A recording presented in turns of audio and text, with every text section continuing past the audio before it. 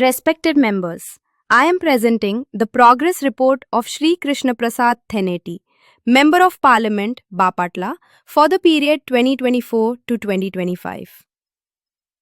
The following presentation outlines his parliamentary performance highlights for the respected period. During the year 2024 to 2025, Lok Sabha panel speaker and Bapatla Member of Parliament, Shri Krishna Prasad Theneti, actively represented the people of Bapatla in Parliament with strong participation and meaningful contributions. Let us begin with parliamentary activity. Coming to attendance, his total average is 89%, national average is 87%, and state average is 85%.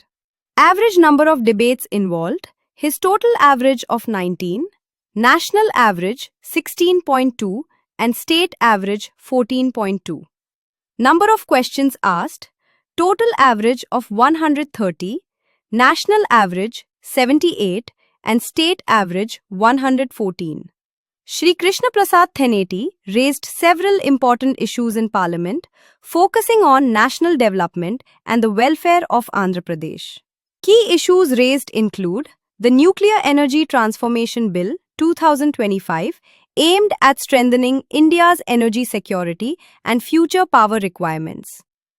He also highlighted the importance of Prime Minister Kaushal Kendras and the establishment of rural self-employment training institutes across Andhra Pradesh to enhance skill development and employment opportunities. Special financial assistance for the capital city Amravati was another key issue raised, emphasizing the need for sustained support in capital development.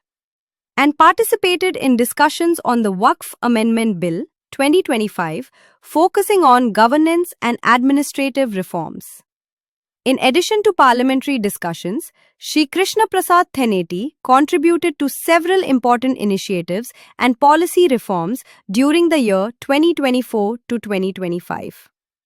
Key contributions include the implementation of the RAMP scheme aimed at strengthening micro, small, and medium enterprises.